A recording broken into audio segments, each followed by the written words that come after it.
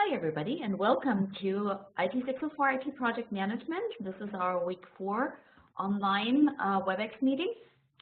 This week we are moving from the business case and the statement of work to and the project charter, which you completed last week, to the scope statement, and we are going to move out of the scope statement into already what is called the work breakdown structure.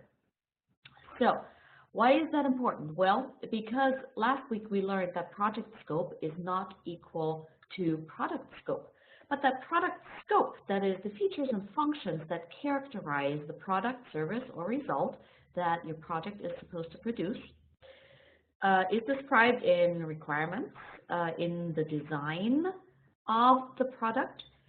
We will talk about the design in terms of a context diagram or data flow diagram, and in terms of one of many use case diagrams, which then later on can be tested for correctness and completeness and comprehensiveness in execution by the use of a verification cross-reference matrix. That's only a copy of the requirements and a copy of the use case diagrams, and then in the test phase, this is where we validate the scope and we use this verification cross-reference matrix, also often called the test plan check sheet, in order to determine whether all the metrics and goals and all the requirements and the use cases have been appropriately satisfied by your project, which is great. So now, as we plan our project, however, that is part of the project scope, and as we monitor and control its execution, that is also part of its project scope. And the project scope has deliverables that are not part of the product scope, because the project scope is a whole lot broader. That includes a project scope management plan, for example. It includes a deliverable definition table, a deliverable structure chart, and also a work breakdown structure, because whereas a product is about what we're supposed to be building, the project is about how we're going to get there. How are we going to deliver a quality product within budget and within schedule, right? So this is also where it's really important that we enact scope change control in order to prevent what's called scope creep. We'll get to that in a moment. Last week we talked about the in-scope and out-of-scope portion of the project charter specifically.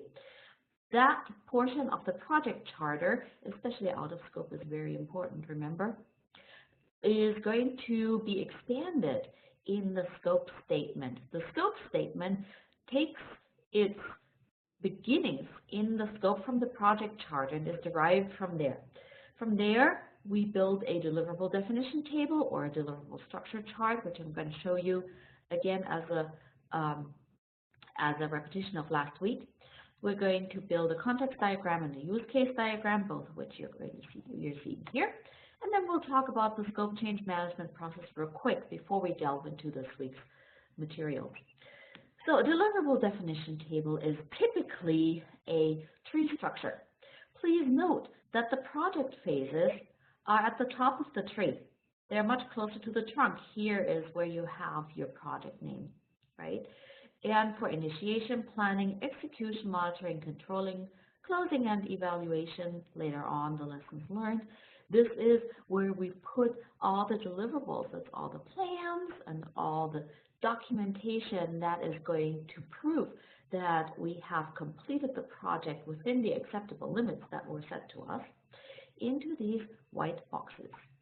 Note also that the product scope here, the SDLC, which is what we use in order to achieve the product scope, is a branch of execution and monitoring controlling.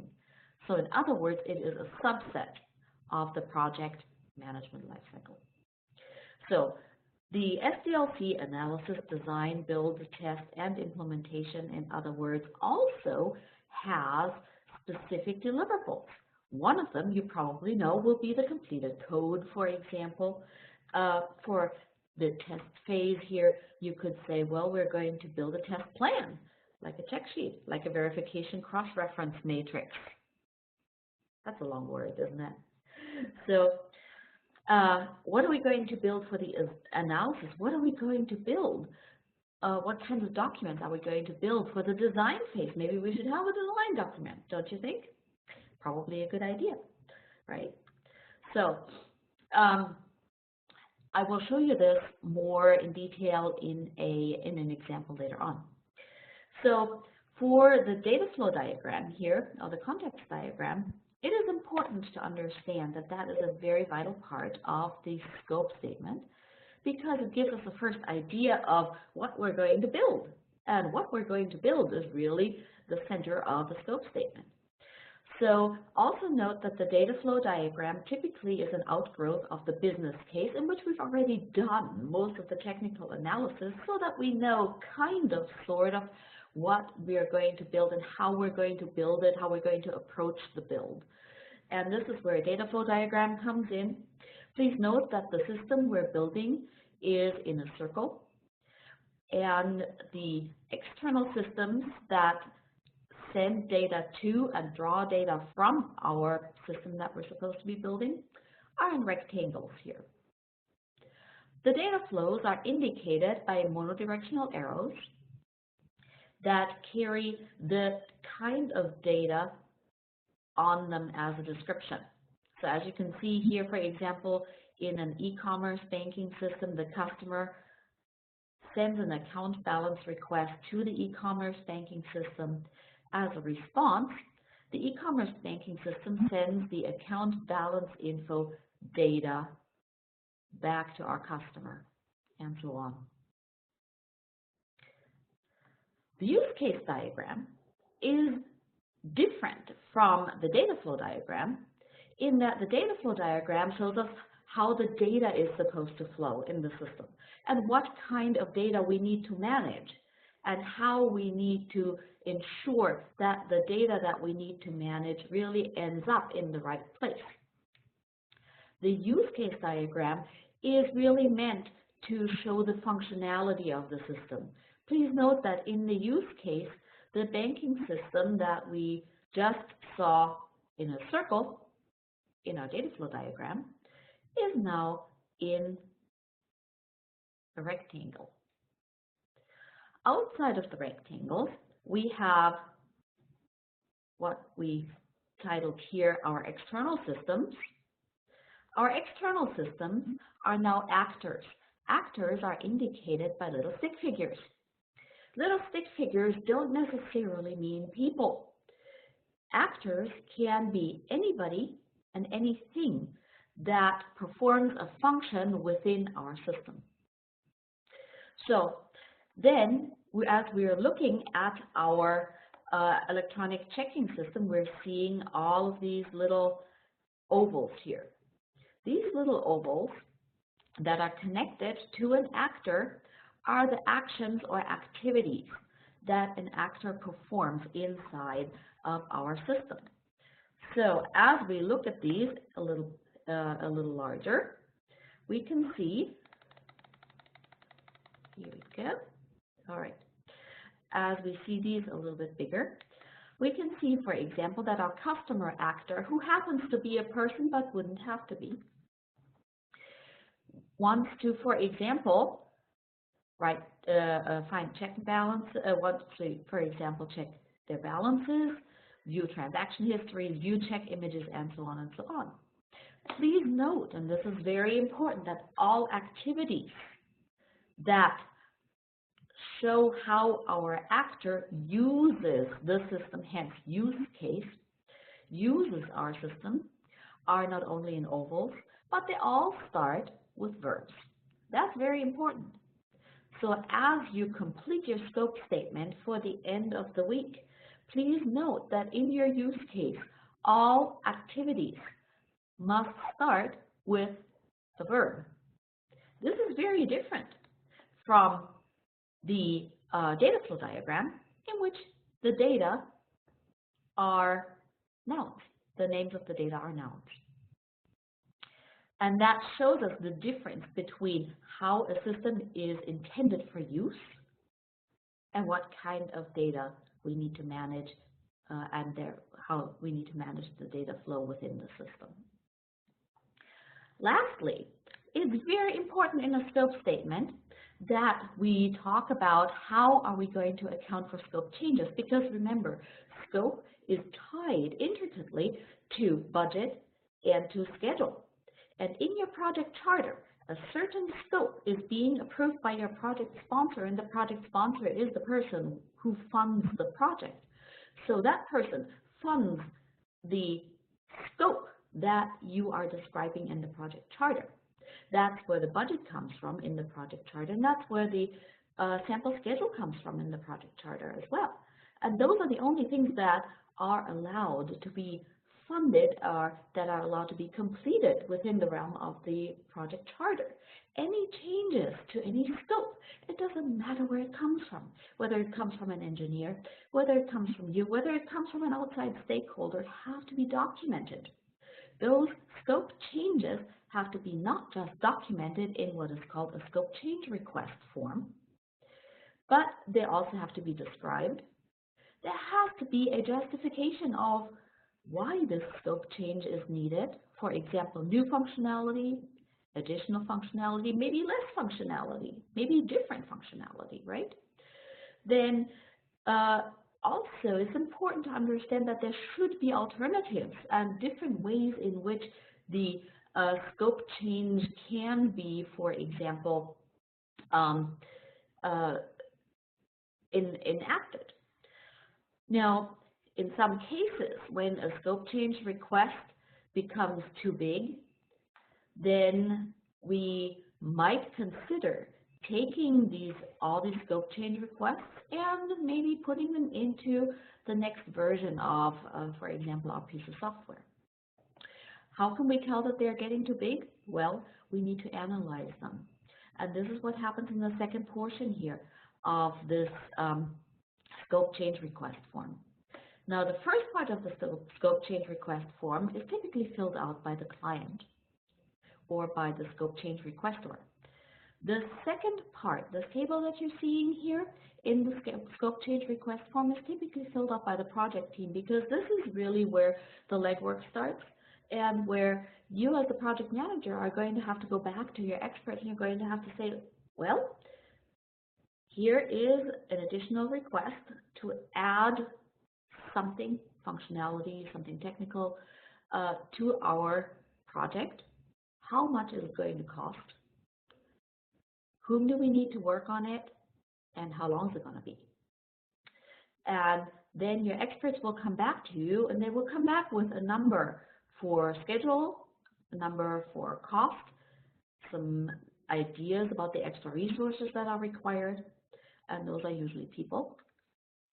And then you will be describing for whatever alternatives are being sought up here, all these constellations. Finally, together with your client, you will develop a recommendation of what should be approved as extra scope, or maybe not. And then all of this goes to the project sponsor for authorization. If a scope change request is not authorized by the project sponsor, guess what? It is not enforced. That means that the scope stays the same that it was in the project charter. Also note, please, that a scope change request form, or for that matter, any change request form, is really an addendum to the project charter, and it becomes part of the contract between you yourself and the project sponsor for timely and qualitatively high execution within the project budget. So, having said that, this brings us back to our project scope statement that contains all of these elements derived from the scope statement that you have in the project charter, but that then is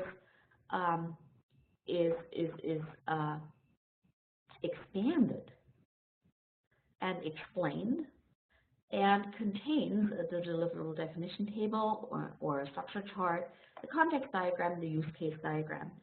In your Blackboard we have a really good, for the most part, project scope statement in our week 4.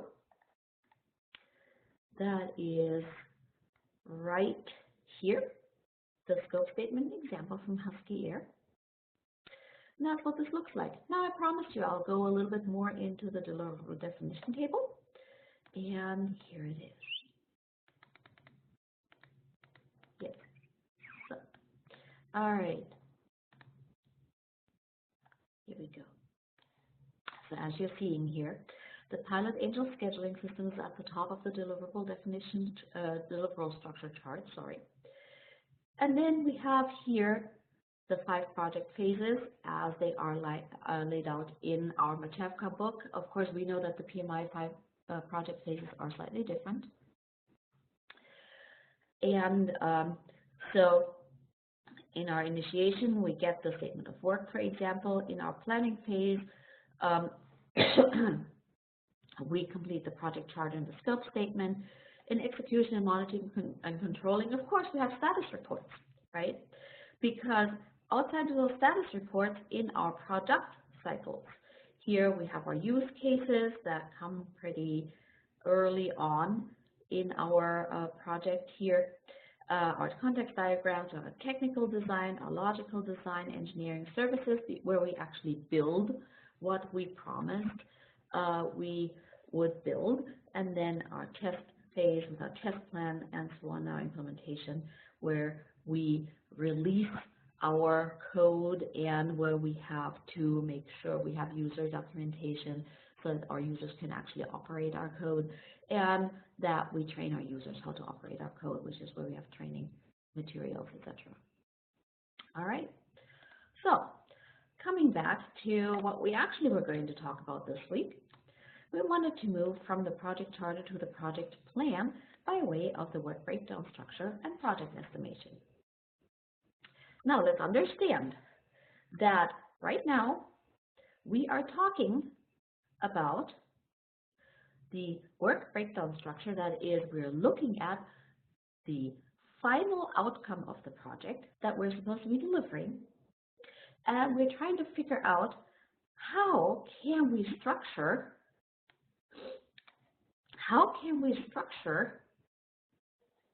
our way of getting there, right? So we're going to have to figure out, well, is this a large project? Is this a small project? Depending on organizational preference, how agile can our project get?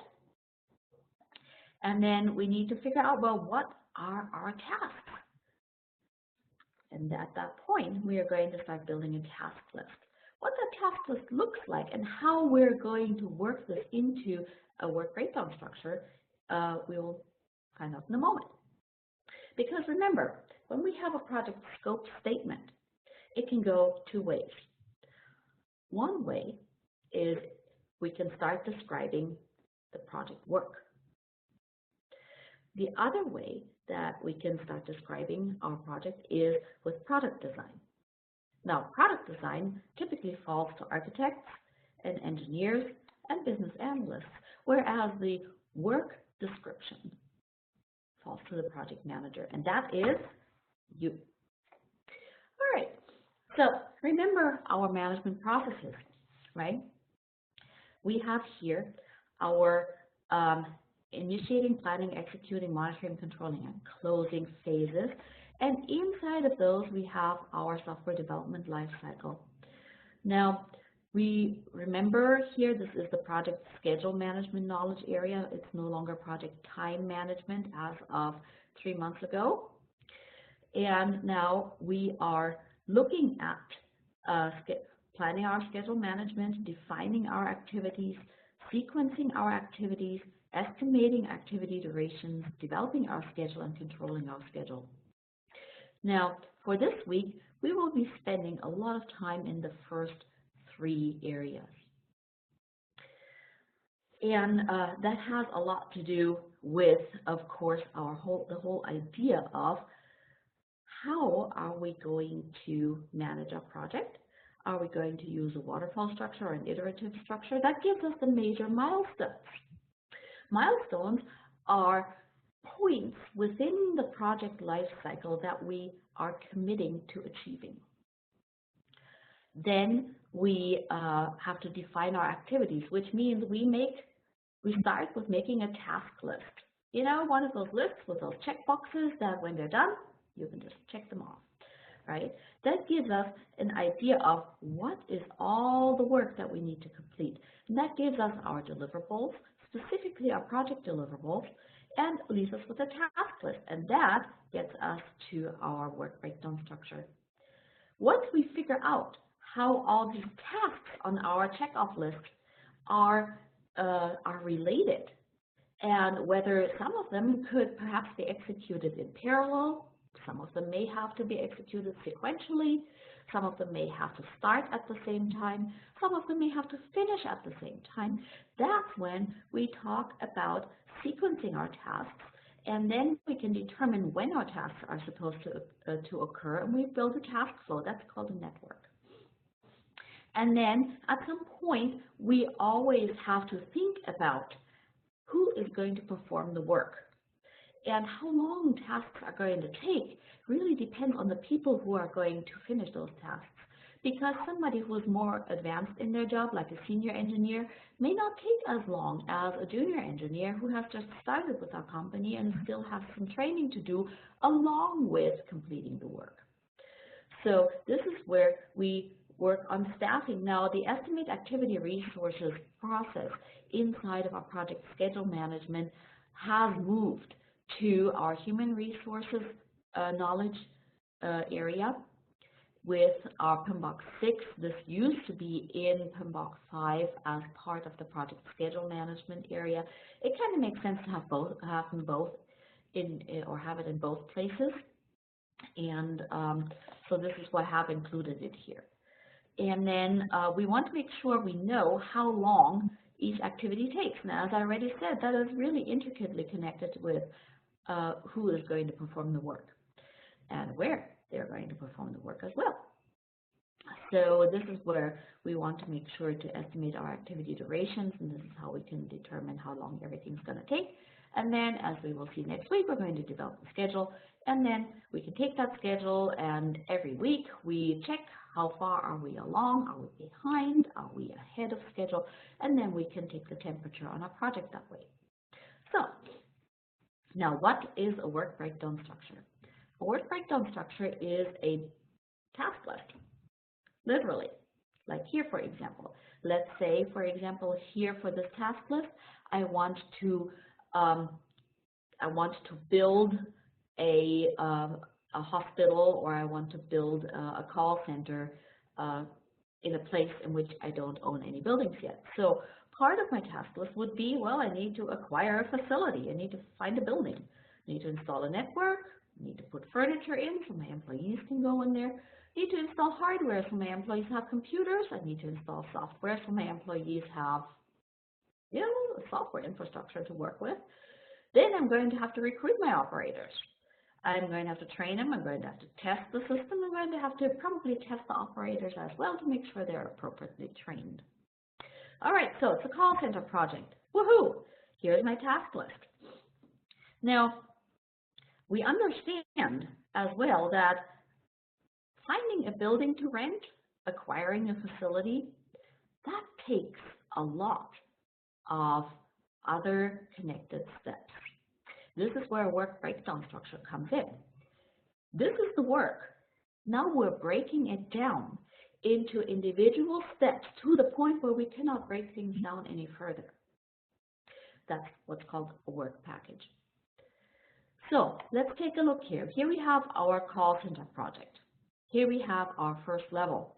We have our acquire facility, install network, install from blah, blah, blah, blah, blah, right?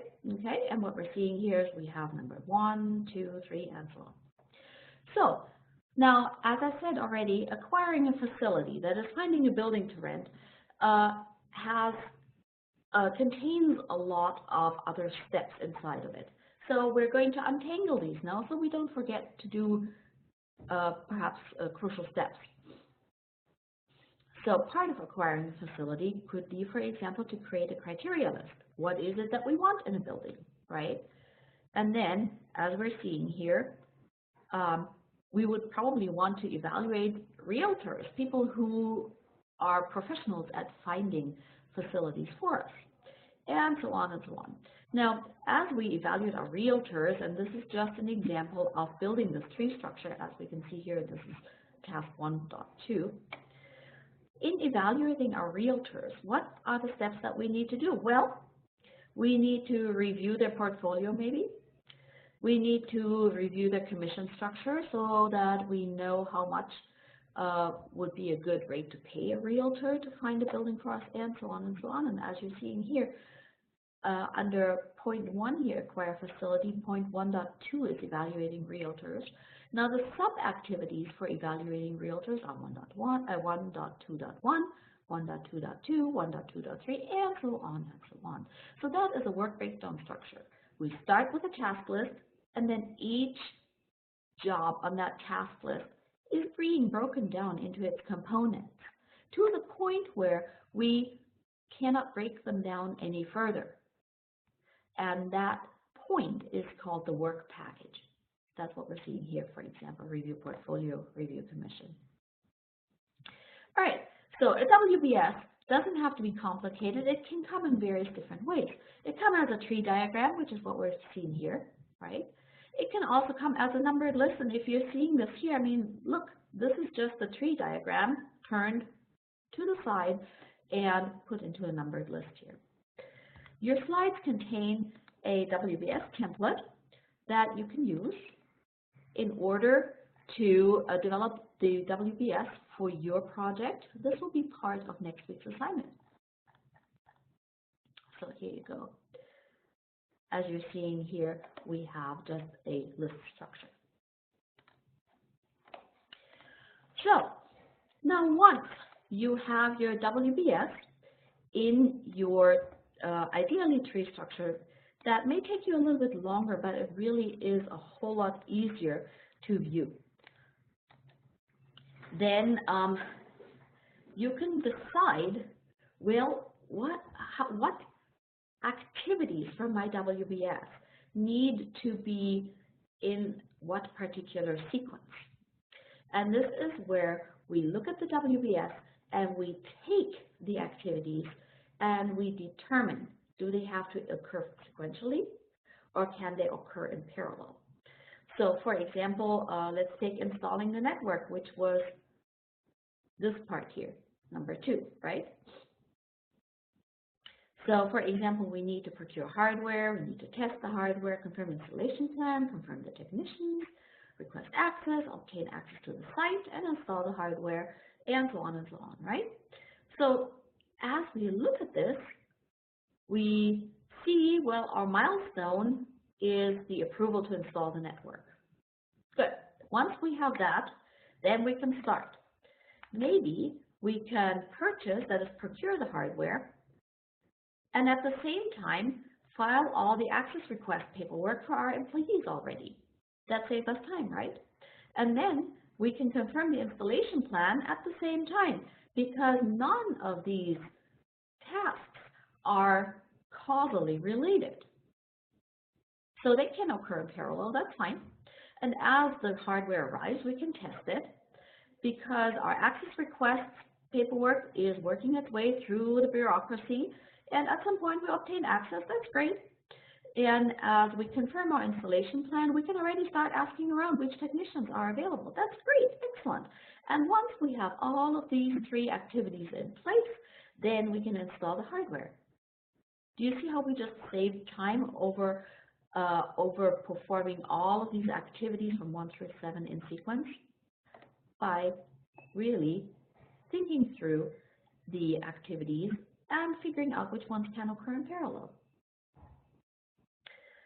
So then, once we have this, once we have built our network, our task sequence, we want to understand what people are going to work for us so that we can come up with a good estimation of how long this project may take.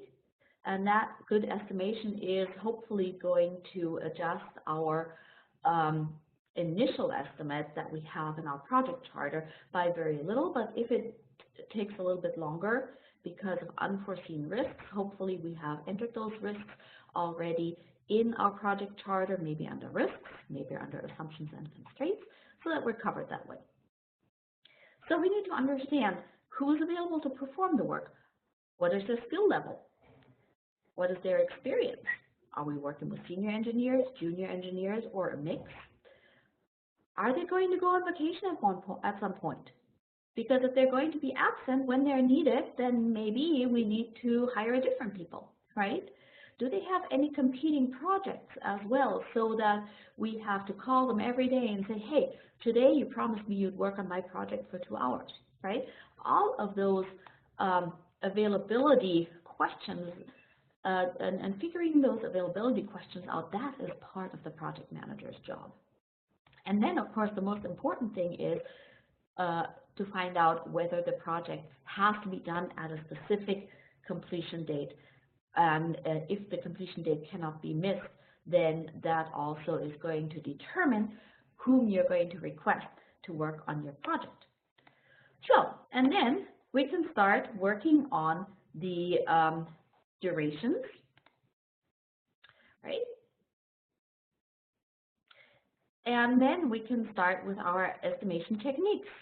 There's different estimation techniques, for example, analogous, that relies on previous experience. For example, you've done a similar project a year ago, and you could say, well, network install took us about 2 weeks, so I'm going to assume it's going to take me 2 weeks on this project as well, right? Or you're going to be heuristic and you're going to say, nah, network install always takes about 2 weeks for the size of network, so that would be heuristic. Bottom up means you go to your technicians and you say, hey, how long is it going to take you to install the network? That, by the way, is the most reliable way of building your schedule. But note, too, that technicians and technical people will always give you their very optimistic guess, which also means you should always add on at least 10% to their estimate. And then parametric is explained here. You can also use, and this is one of the most reliable ways of finding an estimate, a 3-point or a PERT estimate, which means that you use the high estimate that comes back from your technicians, add to that the low estimate, and then the most likely estimate. The most likely estimate you take times 4, and then you add them all together and you divide them by 6, and that is typically the best range that you can come up with, and the safest range, and that will help you keep your schedule intact. So, and as I said beforehand, you always want to keep some sort of reserve, typically 10% of the estimate, so that you can account for any risks or for any mishaps or for any illnesses, that kind of thing, right? So you will want to work with these kind of PERT estimates here that I've described right here, because yeah, you may always face issues with resource availabilities, funding, and also with project end date constraints. There are some other estimation techniques that are described in our book, for example, the Delphi estimation, which means that the project scope statement is given to experts, and in an anonymous fashion, they all deliver their estimates to you. And you can also use time box estimates. However, most likely you will be using PERT estimates or bottom up, where you get the estimates directly from your team. Now, let's look at a sample WBS, a sample work breakdown structure for our Husky Air course project. So here's the Pilot Angels project, and we start with phase 1, project initiation. Oh, look at this here, right? Phase 2, project planning. Phase 3, project execution and control. Do you see what those large phases are? Exactly, they are our 5 project phases: initiation, planning, execution, monitoring, controlling, and closing, right? So each WBS at the end, when it turns from a task list into a tree structure, can very easily be fit into those five 5 phases, and it's very important to fit it into those 5 phases, because later on that will allow you to build a schedule much more easily. And then you take a look and see if are any deliverables required. Do we have a time estimate for this already, and who's going to be working on it? So as we perform this WBS, or as we put this WBS together and catalog all of these tasks, we can easily use our project management software to get that started. So this is Microsoft Project, and so the first thing that I would want to do is to say, well, I'm going to put in all my project phases. That's initiation,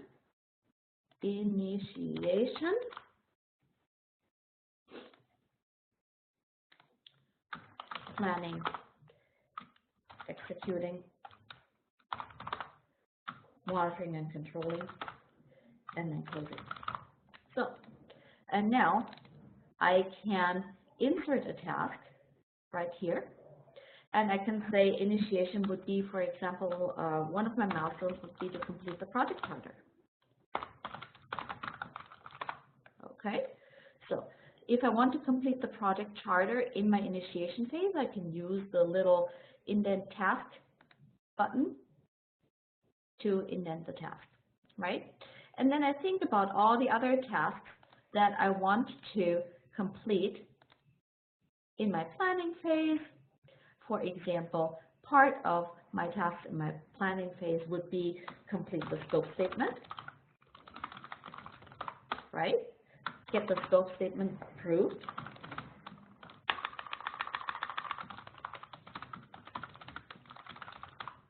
And so on and so on. And here again, because these tasks fall into the planning phase, I'm going to use my indent task button. Good. You will have more examples of this in your book, and you also have an example in your Blackboard right here, the WBS sample. Okay? So now, if you don't want to use Microsoft Project, which is what I just showed you here, you can also use ProjectLibre. ProjectLibre works in very similar ways. It's a little bit more work intensive, but let's do the same thing here. Initiation, planning, executing, monitoring, controlling, and closing. This is how we always start, right? So, and then we're going to insert a new task. And as you can already see, you can't really insert a new task here. You're going to have to go to task and then go to insert. Okay? So, and here, for example, complete project charter.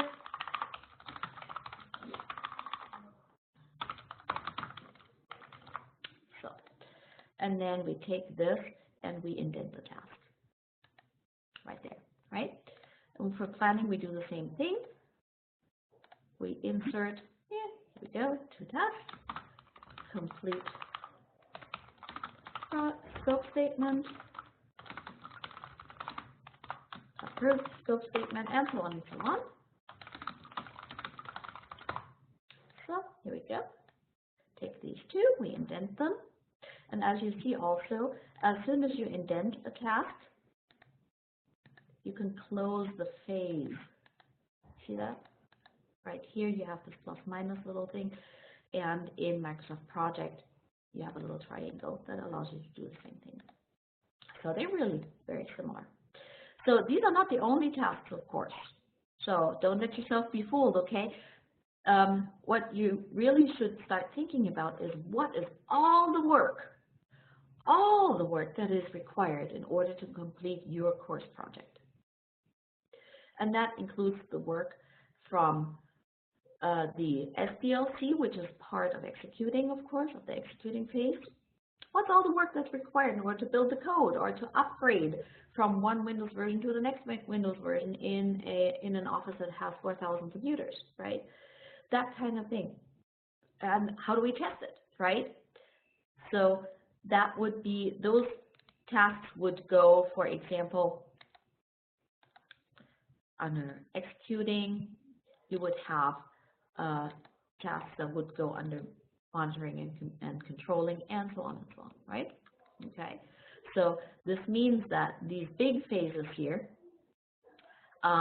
will typically show up at the first level, and you will rebuild in this project management application the tree structure. The tree structure that you have built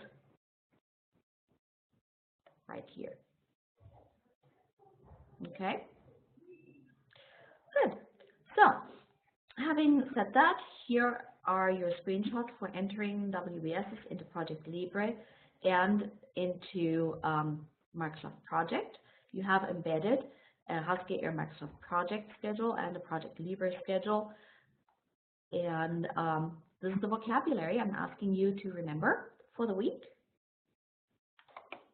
and then to complete your project scope statement at the end of the week.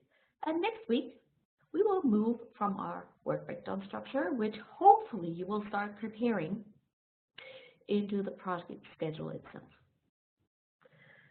So, since we don't have any meeting participants, I'm going to assume this is going to be a recording. I'm going to make sure to share it, and I wish you a wonderful weekend. Thank you.